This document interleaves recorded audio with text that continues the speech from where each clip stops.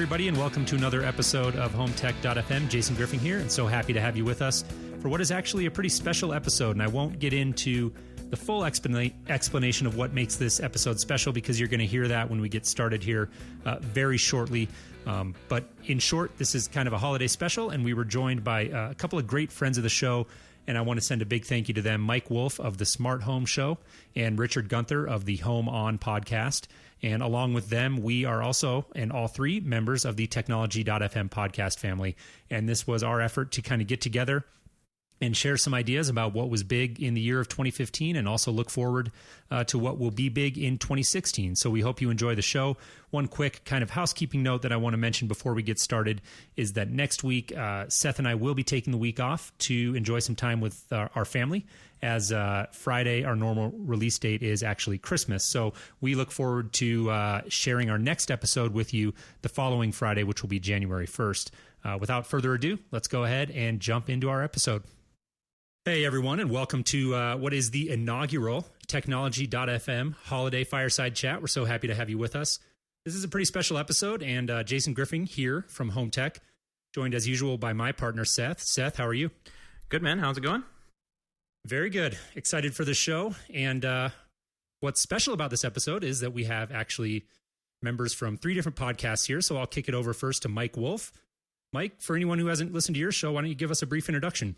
Sure. Just let me put another log on the fire here, and there we go. Oh, toasty. Hey, yeah. Thanks for asking me to be on this. This was a great idea. My show is called the Smart Home Show.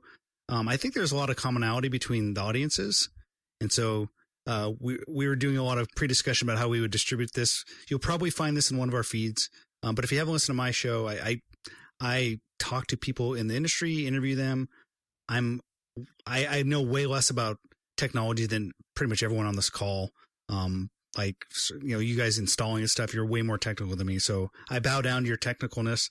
I just fake it. But I probably have more of a little bit of an industry angle than you guys, because I talk to guys in the industry, trying to look at the business aspects and talking about the technology when it's appropriate. So, but thanks for having me on.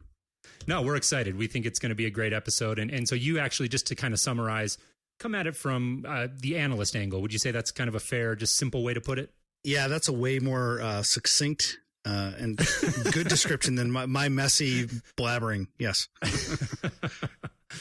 Awesome, Mike. Well, we're happy to have you here for this chat with us. Also, we've got Richard Gunther. Listeners to our show are probably familiar with him as well. But Richard, just in case there's anybody listening to this episode who hasn't heard the Home On podcast, why don't you give us a brief introduction? Yeah, absolutely. I'm Richard Gunther with the Digital Media Zone, and I host Home On. And Home On is a show that's really intended to look at this space from the consumer's perspective. So we try to look at product and capabilities more than technology. I come from a technology background, though, and so I think that understanding helps me perhaps better explain the utility of some of the devices that we're seeing hitting the market. But yeah, it's been on the internet for about 2.5 years now. Awesome. Well, it's a great show, and we often tell our listeners to go check that out. And Seth, I'm going to kick it over to you here to kind of give a brief introduction of our show, Home Tech, for people that are tuning into this through Mike or Richard's feed and maybe haven't heard of us before. Yeah, so it's we try to shoot for being a weekly home technology show where we cover much of the same things. We try and hit on some of the news items that happen each week, and then of course you and I, Jason, we have a background in doing technical things in the professional side of the industry. So the guys that are going out and installing these home automation systems as a business. That's our background. I've been doing it, like 10 or 15 years, and I think you have just about the same amount of experience as well. So just about there. Yeah, so exactly. It's that's kind of our angle and our shtick, because we try and to bring at least our experience of things that we've seen and products that we've seen come and go, and kind of put that on top of the things that are happening every single day in the consumer and professional. I mean, we cover both angles, markets. So all of these shows, by the way, are on the Technology HomeTech.fm website. So if you want to listen to us all, you can head on over there and check out links and find links to each one of the shows. Yeah, definitely. And speaking of technology.fm, actually, that gives us a nice opportunity here. Before we jump into kind of the main portion of the show, Mike, why don't you give everybody kind of an overview of technology.fm? This was your initiative. We are all proud members of that initiative now. And I'd love for anybody who is listening who may not be familiar with it, if you could just give them a little bit of context about that. Yeah, it's a curated site. It's I think network's too strong a word, even though Apple reached out to us and essentially made us a network within the confines and context of iTunes. But I just had found some podcasts out there that I had liked and thought it might be fun to create a website that featured many of these. And it's become like a great landing place for people who are interested in connected home, because we have Home Tech, we have Home On, and my show. And so I think if you're interested in smart home, it's a great place to just check out some podcasts, as well as things on wearables. We have Daily Tech News Show with Tom Merritt and a few others as well. So if you're interested in tech podcasts, it's a good place to check out. Awesome. Great summary. Well, I think I will go ahead and throw another log on the fire here on my end. And let's jump into the inaugural technology.fm holiday fireside chat. Very excited to get going here. And we're going to kind of break this episode up into a few just kind of key sections and try to keep things high level and move through. As you can hear from the intro, we've got a number of different people on the call who come at this from different angles. And so I'm excited to kind of share ideas and share some opinions about what was important this year, what was kind of the big stories, what were some of our favorite stories, and of course, what we're looking forward to seeing next year. So without further ado, the first kind of main segment that we're going to jump into on the show here is we're just going to talk about what our favorite home technology stories were of 2015. Now, this doesn't necessarily equate to the most important or most significant. These were just stories that kind of resonated with each one of us personally for whatever reason. So I think we'll start with Mike here. And Mike, what would you say was your favorite home tech story of 2015? I think the overall strategy coming together for Amazon around their different initiatives was the most compelling and interesting to me. Just the one I probably talked the most about on the Smart Home Show, and one I've probably written the most about on my blog. And so that's broken down to a couple of different pieces. I think the most well-known story and the one that's gotten the most press is Echo, Amazon Echo, which is essentially the delivery vehicle for their virtual assistant, which is Alexa, and their home or their voice recognition assistant. It came in the guise of what essentially is a connected speaker, but it quickly transformed, and we saw it evolve into this really interesting virtual assistant that basically is, for lack of a better description, Siri, the love child of Siri, and like Sonos essentially is what I would call it. And but it's, it kind of came out of left field. What I loved about the story of Alexa and the Amazon Echo is it just came so out of left field. I don't think anyone. I read a lot of smart home stuff, a lot of connected home writing. No one anticipated this. Like, we were all just like, what? Where did this thing come from? Mm-hmm. So that's the number one overall Amazon story. Plus, I've been really intrigued with what they've been doing around things like their connected home services or their home services, as well as what they've been doing with their dash replenishment and the dash button. I think the dash button people know about. It's this singular button you could press to get more detergent sent to your house. But I think the bigger vision there is this essentially a commerce platform for the home that will be integrated with all sorts of connected devices, including, this is like a great segue, Wink devices. At least that was the initial strategy. Yes. But that may not happen, will it, Richard? Yeah, who knows? Guys, that's how do you like that segue, guys? Is that good? That was very good, but I'm not actually couldn't have planned it any better. I'm not actually ready to segue, because I think the other thing that is worth noting there is the other stuff that they're doing just in online commerce for Smart Home 2, right? At the Smart Kitchen Summit that you held last month, I spoke with Matt Furlong, who heads up the group that includes home automation, and they said flat out their goal is to be able to sell pretty much every smart home product available, period. That's Which is interesting, because it seemed like more of a curated website at first, but maybe they're kind of hewing more true to their original like bookstore vision of like trying to be like the biggest store on earth for like everything. And it seems like they're moving from a curated model to like everything under the sun, it sounds like. Yeah. I agree. I do think it is, an interesting play. It's like, I was just in a conversation the other day, actually, with an architect. We were sitting down and having kind of a project lunch and just talking about the technology scene in general. And, Nest came up. He was talking about how he just bought a Nest for his wife for Christmas. And we talked about HomeKit. And then, Amazon came up, and I kind of just mentioned very loosely Amazon's approach to the smart home. And he was just sort of like, I didn't really know Amazon was doing anything in the smart home. So I feel like they've been a little more off the radar for people that aren't necessarily paying as much attention, I'd say. But, Amazon's quietly doing their thing. And definitely, I think it's a unique approach when you contrast it with things like HomeKit and Nest. Yeah, for sure.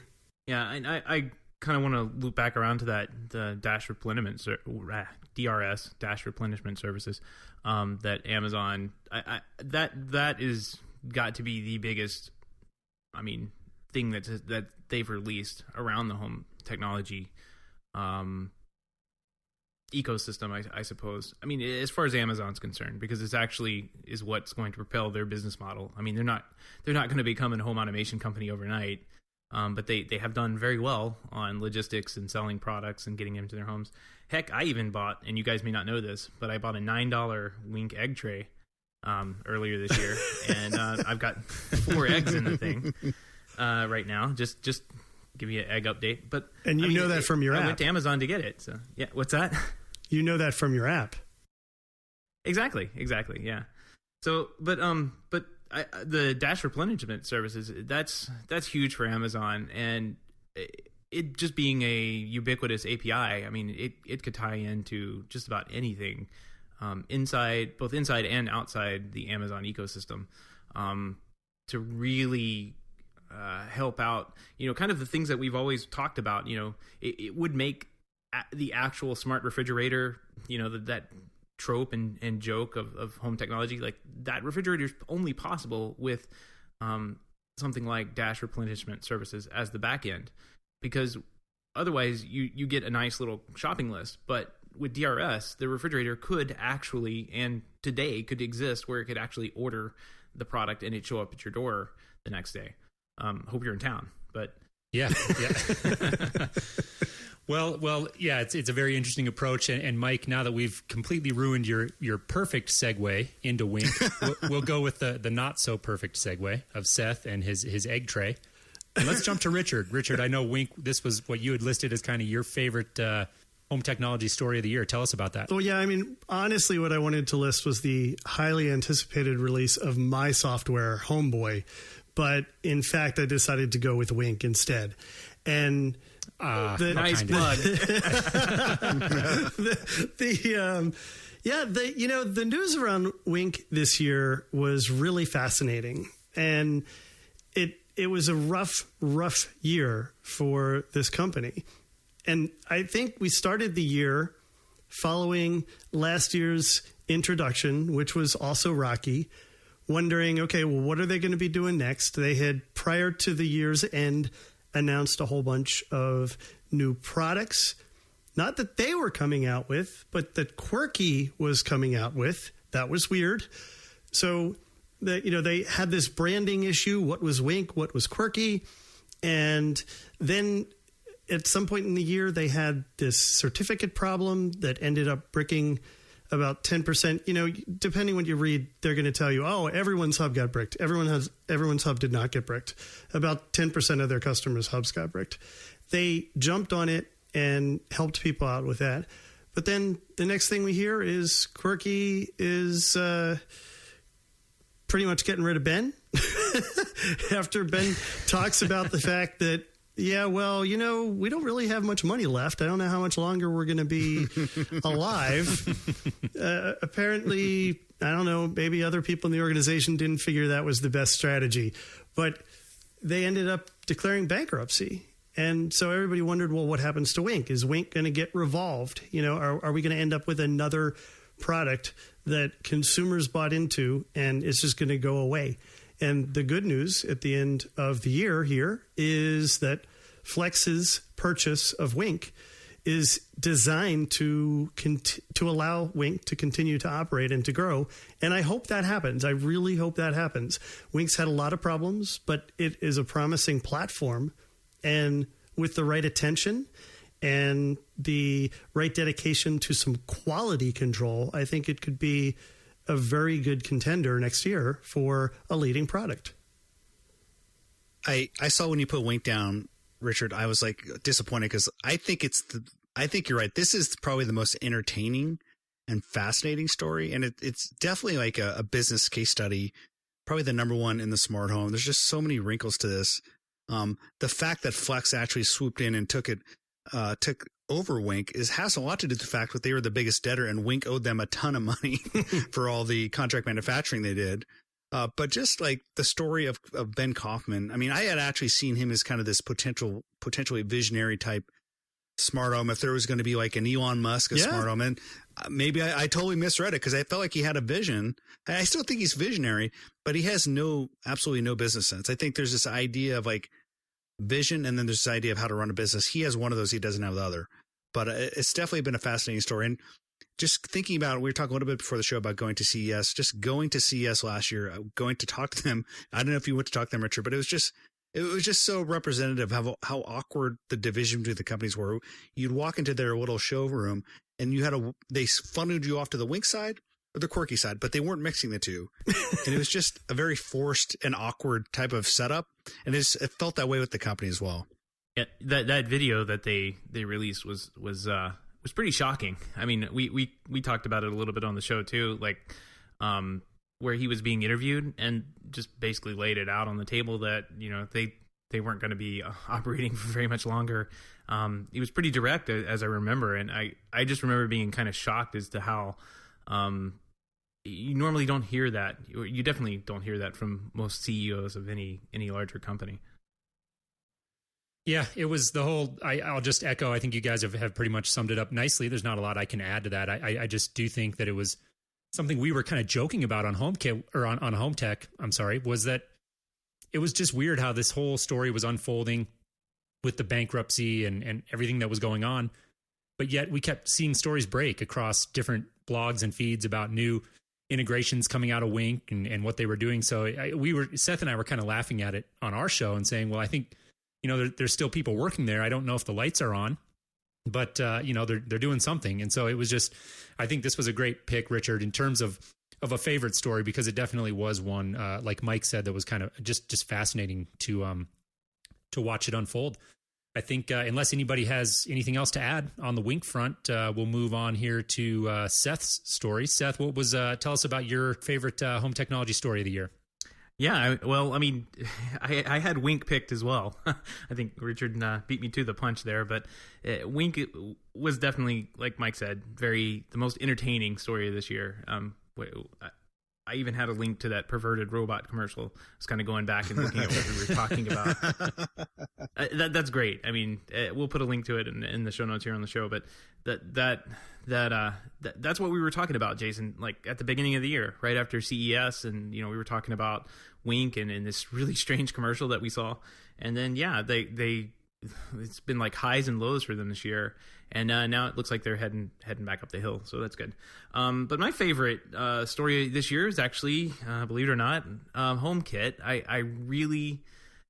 I know it wasn't like the hard launch that everybody was, you know, hoping it would be. Apple didn't like hold a HomeKit parade and walk home automation down the streets of San Francisco like, you know, you and I probably want to have happen. But I am really enjoying seeing what's going on here. You're clearly not using this stuff. I haven't gotten any yet, but I like the direction. I guess is what I'm saying. And Richard, I hear all those complaints, but there's complaints, and then there's people that go, this stuff just works. Like I know from being in the industry that I'm in, like you definitely hear from those small percentage of people that do have problems, but there's a larger ecosystem out there, and I know that those people aren't having the same problems as that you run into on a day-to-day basis. Like the biggest complaints I hear are when people try to start mixing things together and getting things crosstalk going on between the two systems, and it's like, well, no wonder it doesn't work. That's technology 101. Pick something and stick with it. I'm excited to see at least what is going on with HomeKit. I like the direction more than I like. I guess what I'm saying is I like the idea behind it more than I like having to go and buy a hub and set something up. Like you get a HomeKit compatible product. It should talk with your phone. I'm sure bugs will get worked out. This is really the first year of it. I mean, we haven't had actual products in our hands until mid-year this year. So running into the first year of dealing with HomeKit product, I think it's pretty good, and I definitely think that it's got a long way to go, but it's definitely looks like it's going to be a great thing one of these days. I hope that's true, because I've tested nearly every product that's available in this ecosystem, and I would say that about half of them work most of the time. And that's not it just works in my experience. Right. Now, I agree. I mean, that's not something that it's funny. I mean, it's like Jason and I are kind of probably awkwardly laughing because this stuff that we put in every day, has run into that issue in the very beginnings of their, like, if I think about Control 4 or the first time I set up a URC remote, like, yeah, it definitely worked half the time, but even so far as using a Logitech remote, I mean, there were times I was ready to commit arson and burn that company down. But it definitely has gotten better over the years, and as time goes on, these things will get better. Yeah, and we did say this was your favorite story of the year, right? So it's about, I think, Seth's really a fan of the vision, which I can totally get. And I love the fact, Richard, that you can chime in with kind of firsthand experience. And I think that's super valuable. Mike, I'd be curious to hear your thoughts on kind of what the year held for HomeKit here. Yeah, I think that it was certainly set up to be the biggest story of the year. And I think, heading into 2015, we all kind of wondered, was this to be the year of HomeKit? I think that, everyone's right to be disappointed. I think ultimately, when I think about it, and I know that Richard and I have talked about this, I think part of this is a deliberate slow rollout, kind of the ultimate slow rollout by Apple.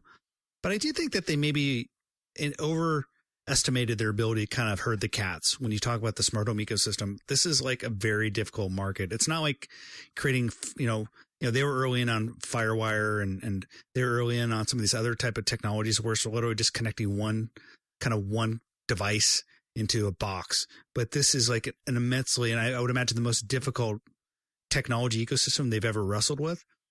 And talking to people who are in startups who bet their companies on HomeKit, there's a lot of frustration right now. I mean, there's a lot of frustration, and a lot of them are scratching their head wondering why Apple hasn't basically pulled the trigger, because some of them have had their product ready to go for months and months, but Apple hasn't pulled the trigger. And so these products are just sitting there, and some of these companies have moved on and said, okay, we're going to work with, not that they're not going to roll out a HomeKit product, but they're saying, well, okay, let's focus on Google Weave now, or let's focus on one of these other platforms right now. We'll put our resources here, and when Apple's ready, we'll go with it. Yeah, and I think that's the thing. Like we saw the APIs released 2 years ago and said, oh, this is great. Apple's getting into home automation, and I feel that even myself, like we talked it up a lot more than it actually was going to be the story that actually came up. Like the Apple fan base is much more excited about things like the iPad Pro and the Pencil thing and this crazy battery pack that you can buy for your phones now. Like HomeKit isn't even something that the vast majority of Apple people are going to talk about. But it is there, and it is something that is on every single iOS device, which there are a ton of. And by sheer market space, I mean, this thing has the numbers behind it. it will have to work one of these days, is my opinion. And with a $1 billion company behind it, I think it's got some pretty good legs to stand on. And I just kind of want to toss something out. We talked a little bit about Smart Things. Was it last week or the week before on our show, Jason? And we got some feedback, Smart Things from a number of people where they were just no, don't recommend Smart Things for anything. This stuff doesn't work. And I was just listening to Stacy's show, and she was like, do not buy Smart Things. It's not working very well. So, I mean, this is not just HomeKit's problem. This is everything that's on the industry right now. It does not work as well, and there's no way it can work as well as the manual counterpart to it. And I guess, or I should toss in there maybe the more expensive thing, like Insteon or the Crestron Control 4, Lutron lighting, that kind of thing. So I think for me, the story that sums up HomeKit for the year, which we told on the Home Tech show, was when I was watching one of their events at a coffee shop, and I got up to use the bathroom and came back and had missed the entire HomeKit portion. I should mention that was the number one, not a number two. So, this is a family show. I'm not going to podcast. Throw some more firewood on that fire there. Yeah, sorry, too much eggnog. Well, Jason, so we talked about our favorite stories of 2015. What's yours?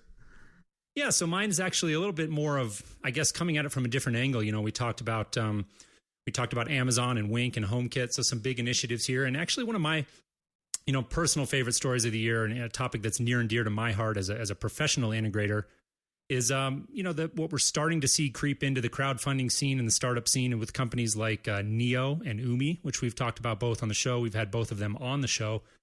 And what I like about these companies is that they're actually taking aim at control of the media room. So we've seen a lot of activity in the startup space for quite some time, with point solutions and things like smart light bulbs and thermostats and things of that nature. But what we haven't seen a lot of is, basic control of TV and entertainment devices like cable boxes and Blu-ray players and Apple TVs and things of that nature. And, as a professional integrator, Seth, you and I integrate these sort of systems all the time. It's kind of been our bread and butter for years and years. And so we're so used to dealing with that, and we're so well aware of a lot of the challenges that are associated with that. And so to me, I was just really happy to start seeing some startups come onto the scene, and both, I should mention, with great success on their crowdfunding campaigns, taking aim at control of the media room. I thought that was a great story. Yeah, definitely. I mean, and we're seeing really good efforts. I kind of made fun of Logitech a little bit there earlier, but they definitely have a very compelling platform now. I think, Richard, you're probably the biggest Logitech user. Can't speak for Mike very well, but I know I've heard you talk highly of Logitech. In the past.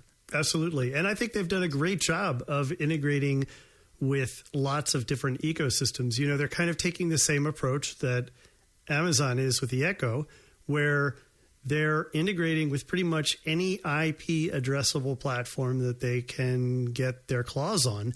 And it's made your universal remote control far more universal.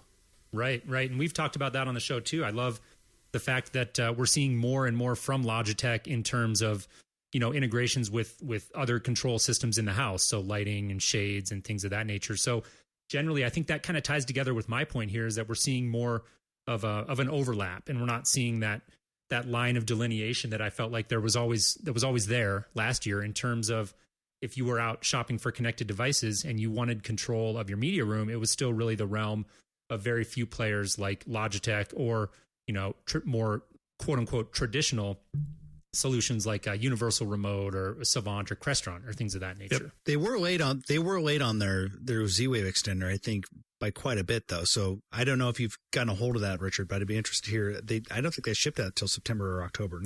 Not to derail the conversation, but I do like what Logitech was doing, and I agree with this theme of like kind of the remote control being really a new and interesting entrant. The Savant remote that they talked about at CEDIA, and then obviously Logitech that was announced, I think, at CES, or even no, actually that predates back into 2014. Yep.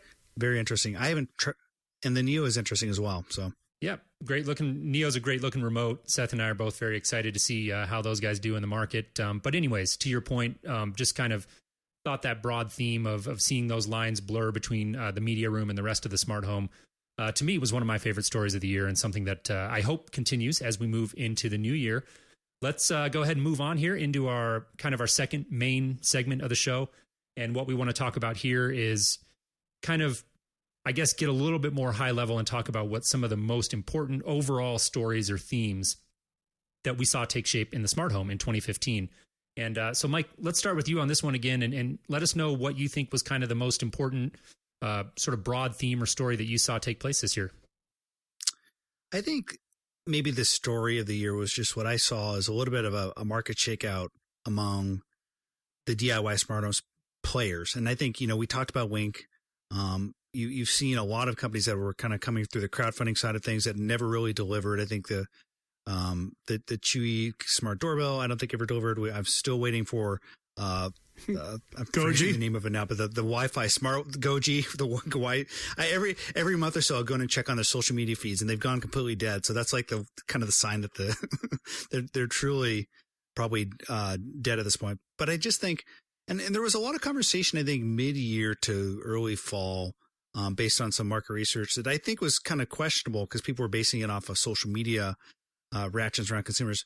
But I do think that there was an overabundance of people trying to be the smart home DIY platform. And I think the kind of the industry stepped back a little bit and said, hey, we don't need another Wink. We don't need another Smart Things.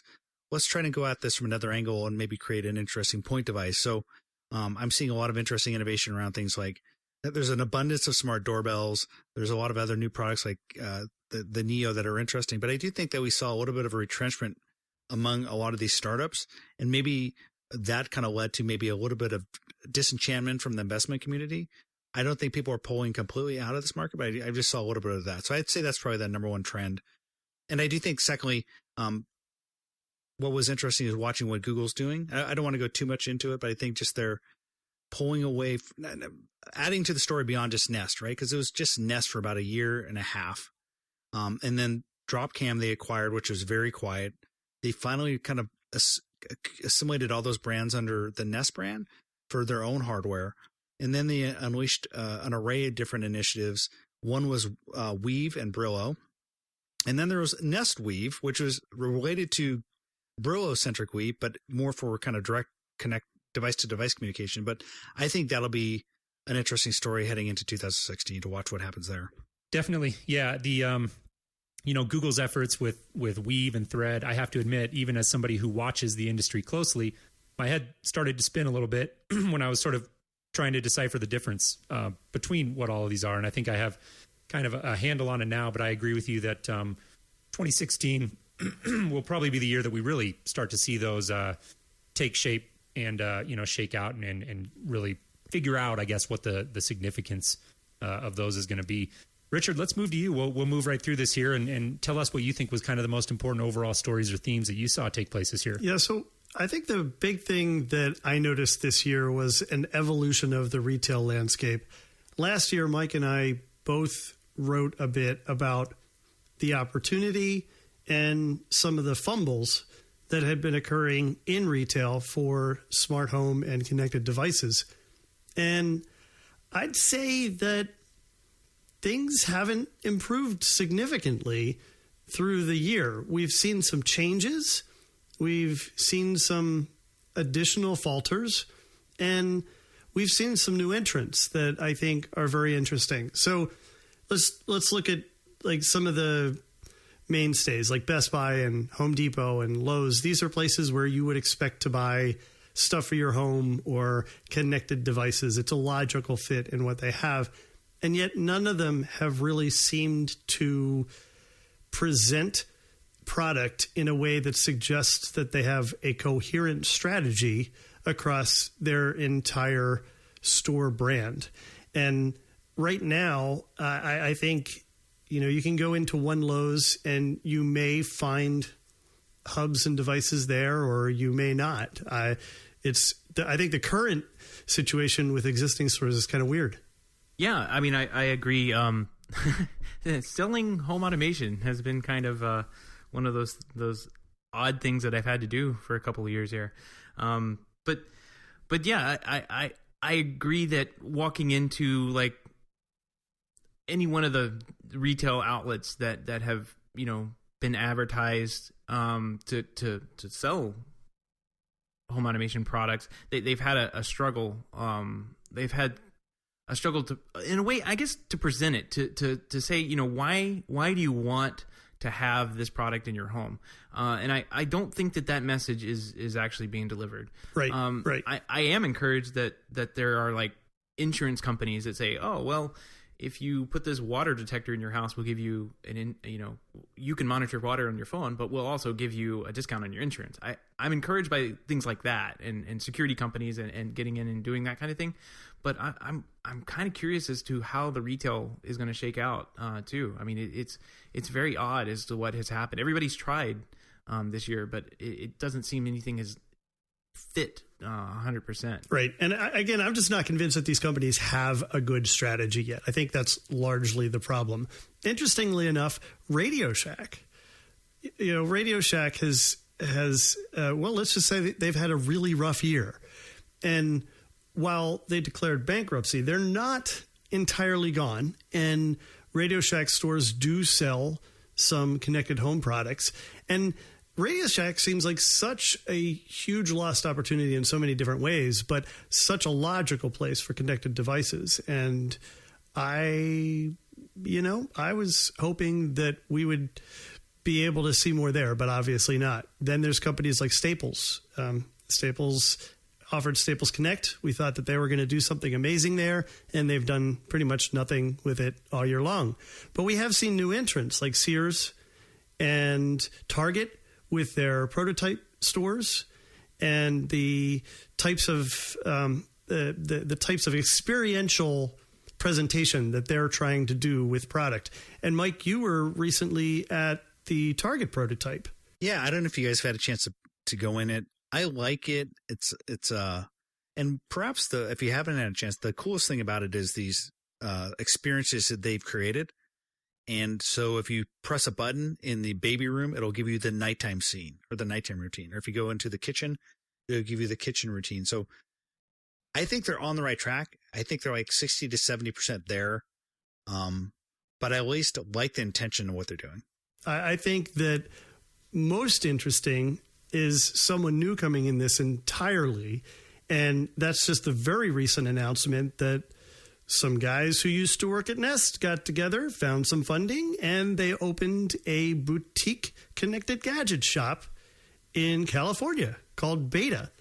I think this is an really, really interesting endeavor and something that I want to watch, because I honestly have always thought that there's an opportunity for someone to come in and do this right.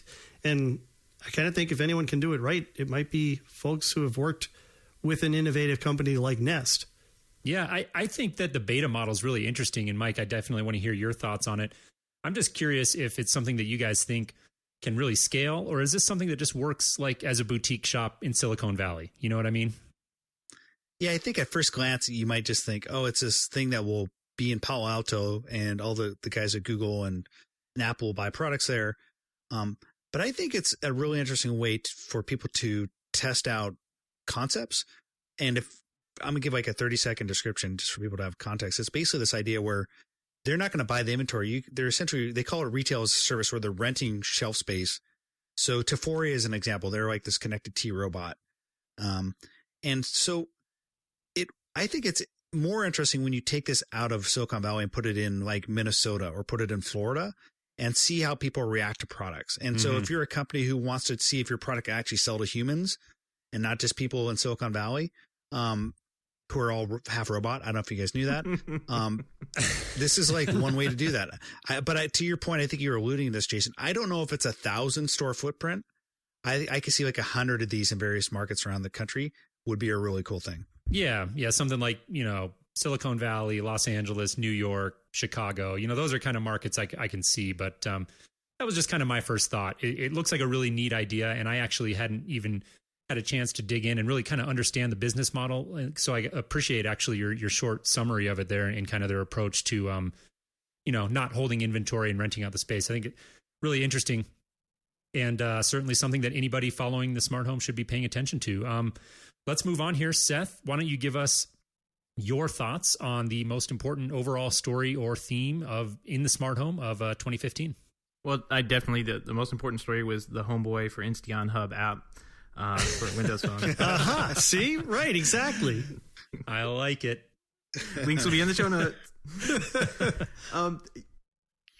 To do what we can, man.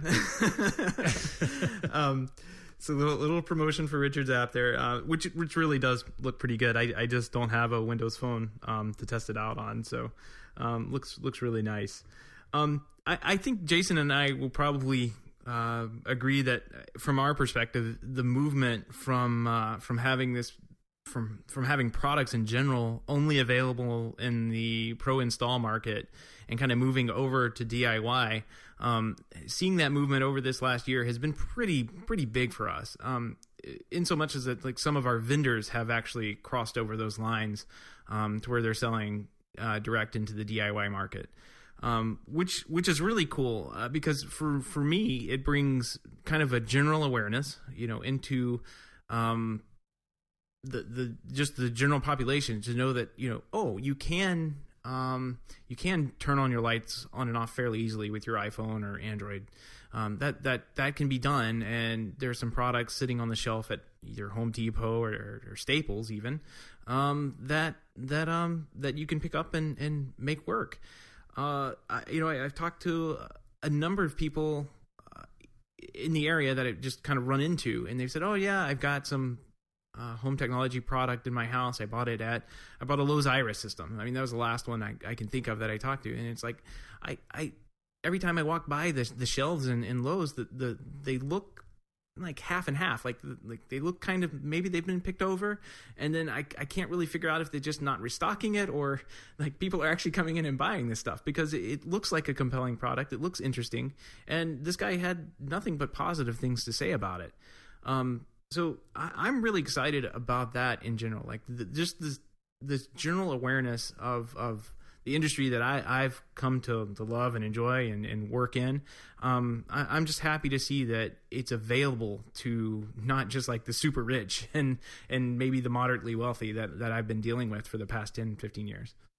Yeah, definitely. And I'll just kind of jump in with mine here, and then we can all sort of kick them around for just a second, because mine really is essentially the same thing. And to me, the most important theme of this year was just the continued blurring of those lines between do-it-yourself technology and technology that has traditionally been sold and installed only by authorized dealers through the CEDIA channel.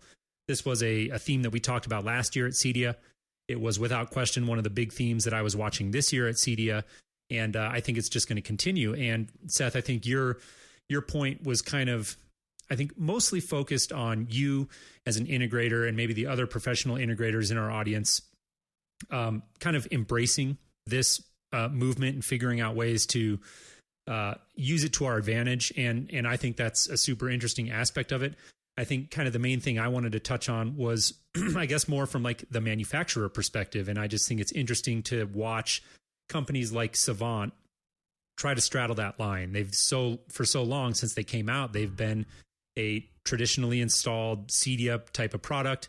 And now they've got this Savant remote out, and who knows, where else that strategy is going to lead. And I think it's going to be I think it's going to present a very unique set of challenges to a company like Savant to try and straddle both of those markets. I mean, I can tell you, as a Savant dealer and as somebody who associates with other Savant dealers, that, there's a lot of mixed emotions about it. I don't think that I have quite as much trepidation about it as a number of the other dealers that I've spoken with about it. I think I come down more on your side of the argument, Seth, where I think it's generally a good thing, and it's creating awareness and promoting a broader market for our products.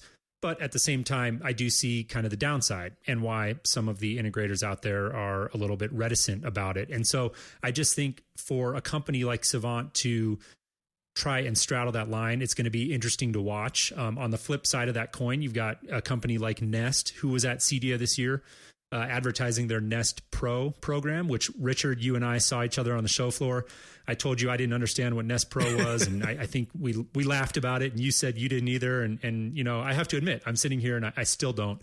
What I do think is interesting is that Nest is even bothering and taking a look at the CEDIA channel. I find that interesting. So I think just watching companies try to straddle this line and come up with different strategies. And the last one I'll mention is Lutron. We've talked about Lutron a lot on Home Tech, and I think they've done I think a pretty masterful job of putting out different segments and different product lines and tailoring to those different parts of the market. And as a Lutron guy at my day-to-day business, we do a ton of Lutron. It's a very, very core part of our business, and they've managed to maintain the integrity of some of those higher end lines that we sell while still giving us options to sell to those entry and mid-level jobs, and even to go out for consumers who just can't afford anything we do, and just point them towards something like Caseta and say, go for it, and you should be able to figure it out. So just in summary, I think to me, that was the most interesting and significant story of the year from a home technology perspective, was watching these different companies try to straddle those different marketing, go-to-market type of strategies. Yeah, for sure. For sure. That was my biggest takeaway from CEDIA, was this crossover that we're seeing. And we saw it in years past, but this year it really, it hit you in the face. It was so obvious and so interesting. Yeah, it's a big story. Seth, did you have anything else you wanted to add? I mean, I kind of jumped in, and I know we were sort of talking about the same topic, and I don't want to move on. If you had anything else that you kind of wanted to chime in on this particular topic here. No, I mean, I'm glad that there's all this this crossover happening. I mean, from our perspective, everything is changing, and for some people in our industry, that's a tough thing to have happen. But it's changing for very much the better. And I've told people this story in the past. 5 years ago, I held an iPad in my hand and turned on and off lights in my showroom, and that was magical. And now it's just one of those things that's, oh yeah, it's expected. It's not even it's not an option. That's expected as to what goes on. So, yeah, I think that I'm just glad that the awareness is there, and companies like Nest, and Lutron exist to help bring in additional business. I mean, that's really what I enjoy, because we definitely, Jason, you and I definitely serve a different crowd. I mean, we're serving the do-it-for-me crowd, or the people who just don't want to touch the stuff at all. They just want to walk in and turn their lights on and be done with it. So yeah, I guess we can kind of move on to our themes, or kind of predictions of what we feel that we will see define the smart home or this market in the year coming forward in 2016. And I guess we can kick off with Mike, kind of going in order again. Mike, what do you think 2016 is going to bring us? Well, there's a story that came out last week that I think is maybe an indicator. I don't know if you guys saw that SmartThings has integrated with the Scout Alarm central monitoring service. And it's interesting because Scout, which is basically a DIY smart home set of hardware and service, has decoupled their monitoring service and integrated with SmartThings, and there's no integration with the hardware. So they basically said, here, SmartThings, why don't you use our monitoring service?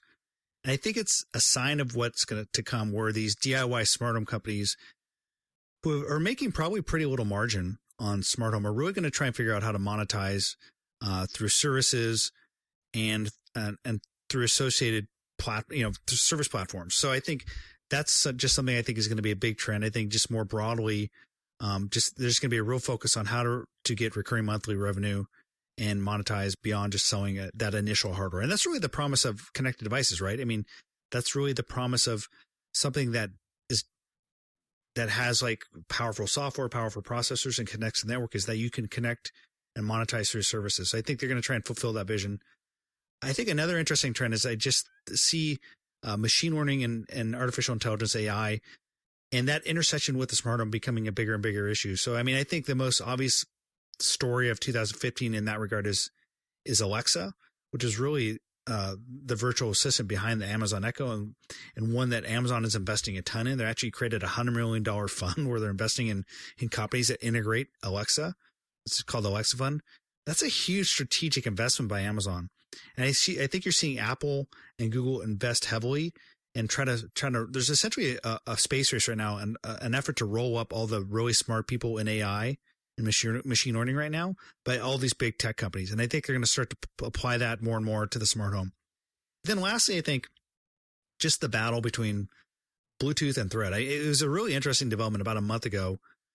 Thread basically said, okay, now the Thread spec is available. And this is what Thread can do and use Thread, people. And in the same day, Bluetooth came out with their roadmap for 2016. I don't know if it's like intentional, but I really see that as shaping up to be kind of a battle for IoT and networking connectivity, because I think Bluetooth has a lot of built-in advantages, and that is so pervasive. And they're finally rolling out mesh if it works, and they're trying to layer in IP. And I think from a fresh sheet of paper perspective, Thread just looks so good. If you're integrating and trying to build around a new next generation networking connectivity and technology, I think Thread really makes a lot of sense. I think that's going to be an interesting battle to watch.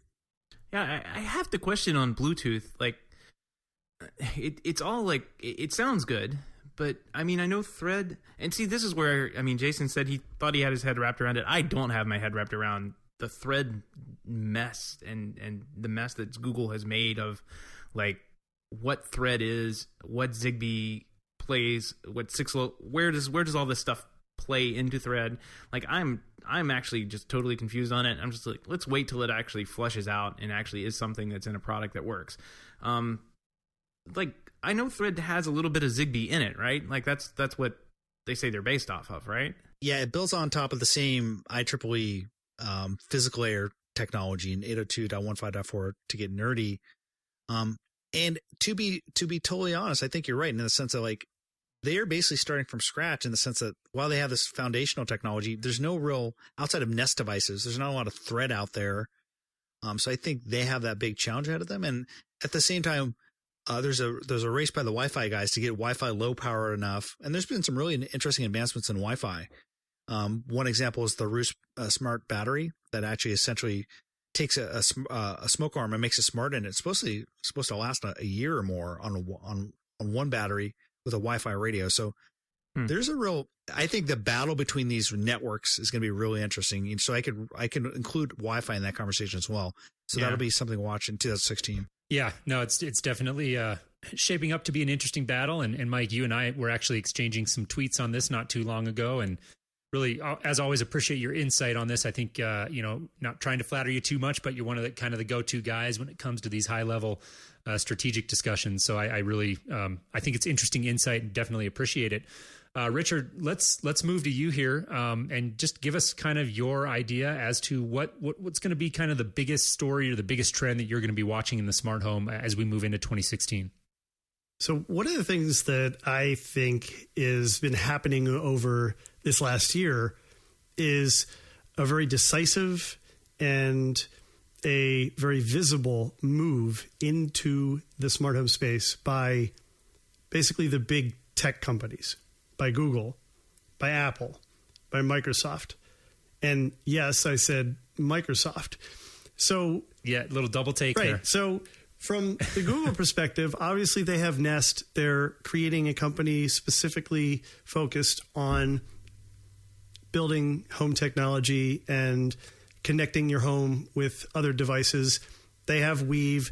We're talking about Thread. It's interesting to note that the confusion around Thread and Weave and everything coming out of Google and coming out of the discussion that we just had is not unnoticed, right? Thread isn't Google.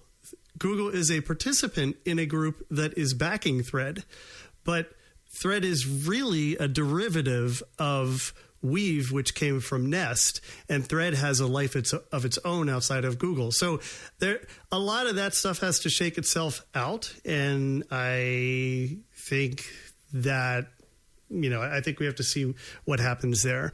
So I'm saying Google, but really it's Alphabet. It's the collection of companies, and predominantly what we've seen is moves from the company known as Google and the company known as Nest right now. Now, on the Apple side, confusing. It is. It's crazy. It's crazy. They just made everything more confusing. Yeah, absolutely. Now, on the Apple side, HomeKit, obviously, I remember 2 years ago about this time having an episode where I talked about this concept that, do you think Apple would get into home automation? And if they did, what would that look like? And to some extent, I think we're still asking the question, what would it look like? I don't think we really know yet what the grand vision is, at least how Apple might expect it to be implemented. They've created a tool set and a framework that allows product and software manufacturers to build great things. And I hope they do, and I hope it gets better. And I'm sure we're going to see more from them next year. How visible it's going to be, I just don't know. And then finally, on the Microsoft side, I only know this as a Microsoft follower, and just knowing what I know about the things that have been on their radar and that they've talked about publicly so far. But rumors are that Microsoft's going to be doing some great stuff in this, and that doesn't surprise me at all. Most people probably don't even realize that Microsoft has an IoT layer baked into Windows 10 already. It's there on every Windows 10 device. Now, it's all join, so I don't know how exciting that is to most people, but it creates significant opportunity for developers, and it potentially unlocks a whole lot of capability just because, like HomeKit, it's built in. It's right there. It's available. And I'm expecting and hoping that we're going to see that and more come to life next year from Microsoft. Very interesting. Yeah, very interesting. I can't say that I anticipated hearing a whole lot about Microsoft on tonight's little fireside chat here. And so I appreciate the interesting wrinkle there. And we'll definitely be intrigued, Richard, to keep an eye on that and watch how that unfolds. Sounds like maybe you have some inside information. And so you'll be the guy that I'll be listening to kind of see how that takes shape. Let's move to you, Seth. Let's talk about what you think will really define the smart home as we move again into 2016.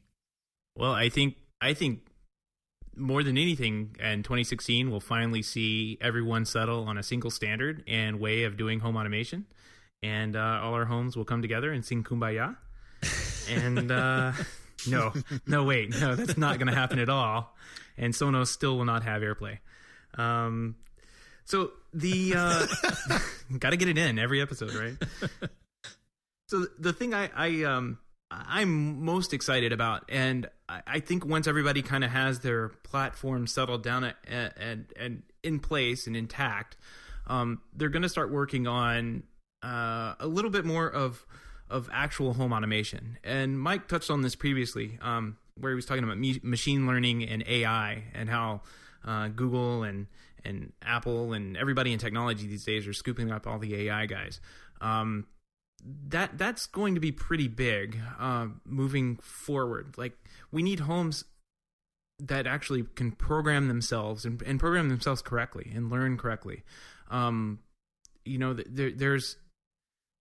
There's a big learning curve when it comes to setting up and installing these devices and these systems. But there's an even bigger learning curve when it comes to programming and making them work together. And even using something as simple as if this then that, which I've never even been able to wrap my head around. It just doesn't make any sense to me at all. Like that, I could not hand that off to my grandmother and expect her to get anywhere with it. But we need to have some types of devices that actually work well together and don't do crazy things. Like, I was listening again on Stacy's show. I'm going to plug it again. It was actually pretty good. She was talking about her garage door opener was turning up her heat at night. And yeah. Like, so weird. But that's the kind of stuff that's going on right now. And is it some kind of strange learning algorithm that's just getting out of whack, and the garage door opener is able to turn on the heat in the middle of the night? Who knows? But I really think this move towards the conscious home, I think, is what we've talked about before. I really think that's going to be a big push here in 2016. I think now that everybody's kind of like, the dust seems to be settling and everybody's kind of picked their corners and what they want to do, I think we're going to see more and more say, oh, well, like the Umi platform we had, like, here's how we can automatically set up your house after you've installed these devices. And I really see that as being something that could be huge next year. Yeah, definitely. And we are running tight on time here, but Richard, I want to get one thought from you on this, because I know this is something that has come up in our conversations before, and that is sort of what Seth was alluding to with if this, then that, and some of the limitations I think that you've vocalized very well in terms of being limited on the conditional logic. So really with if this, then that, you've got a trigger and an action, but as with a lot of these rules engines that are out there right now, you don't really have a way to, I guess, kind of filter whether or not that action takes place based on some specific criteria, right? I think you get where I'm going with that. Exactly. And just go ahead and elaborate on that really quickly, and then I'll jump into what I think will be kind of important moving forward. Yeah, I think the biggest weakness with IFTTT right now is that conditional capability for the logic. And this is really plaguing many systems out there. Many of the systems that you can buy on a shelf and add to your home and set up yourself just don't have complex logic, because setting up complex logic is hard. IFTTT is trying to be easy. And while that's great for the majority of people, it doesn't really do what we need for our homes to be truly smart. And, the example is that if you open your door at 3 a.m, and by design, when your door opens, the lights go on, the music goes on, stuff like that. Do you really want that to happen in 3 a.m? Probably not. But you can't filter that out. And I think Jamie Siminoff from Ring on my show said it best, where he feels like they just need one more T in there. If you could, if you could have if this and this, then do that. That sort of logic would be very helpful. Yeah, I like that. My head is already spinning. So I think I need a lynda.com class on if this then that at this point.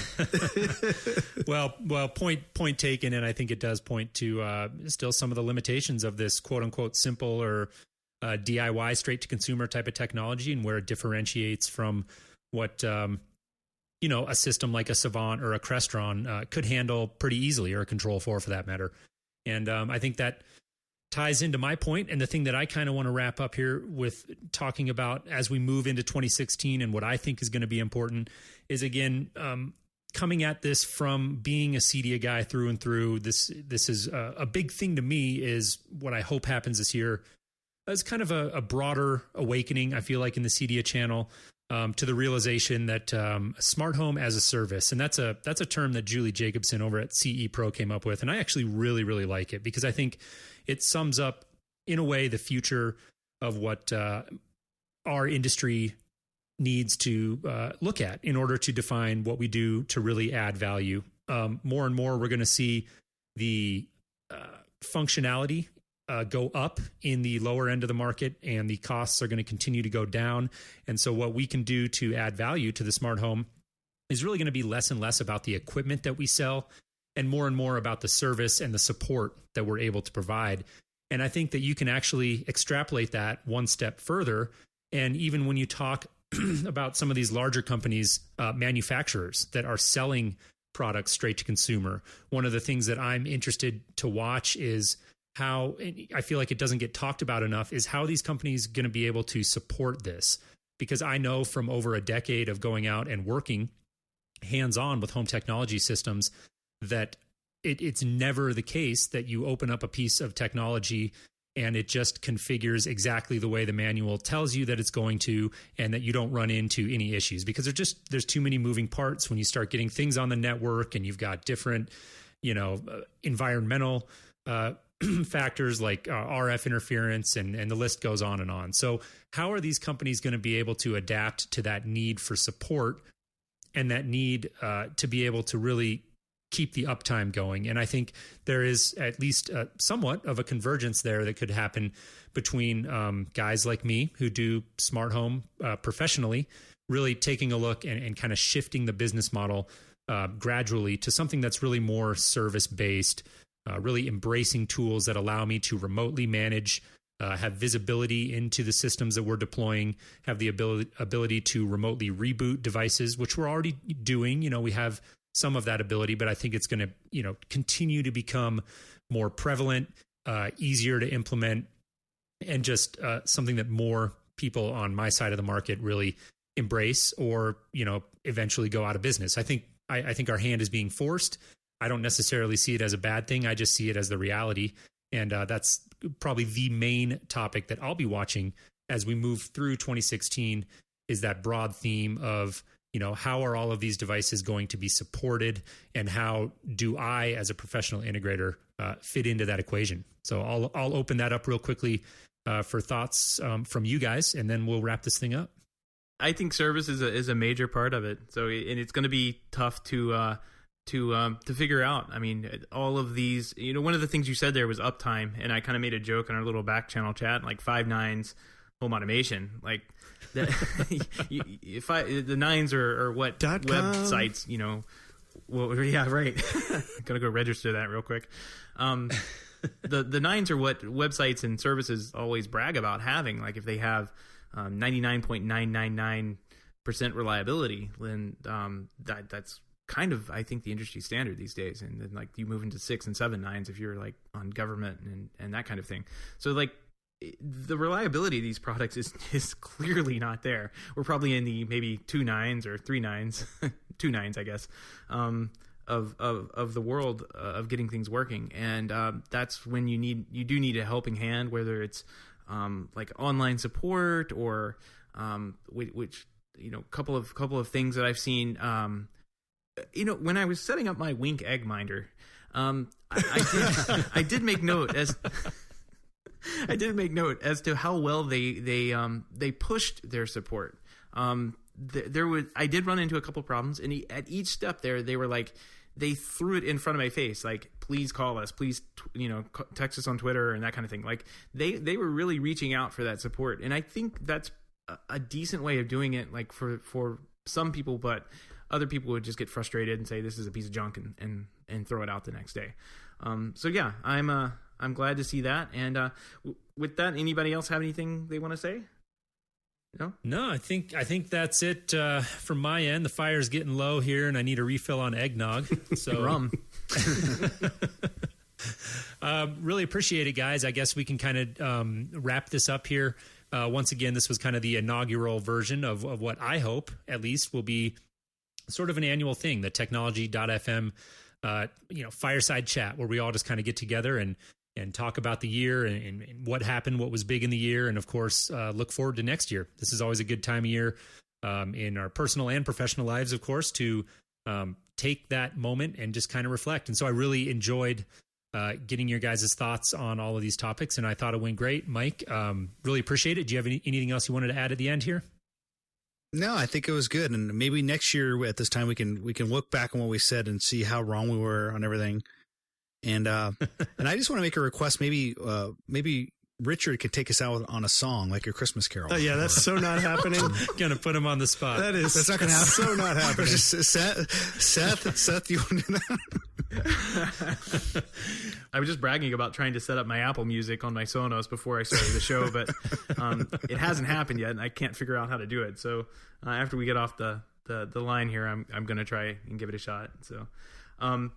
Yeah, definitely want to thank everybody for taking time out of the busy schedules, and I also want to thank our families for putting up with our crazy little hobby that we have here.